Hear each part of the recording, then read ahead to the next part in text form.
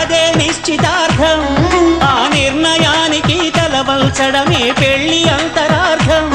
శతమానం భవతి అంటుంది శ్రావణ మాసం, శ్రావణ మాసం, శ్రావణ మాసం. తెలుగువారి పెళ్లి ఇలవైకుంఠమి మళ్ళీ, సంప్రదాయమే సౌందర్యంగా సాగుతున్న పెళ్లి, ఇది తెలుగువారి పెళ్లి.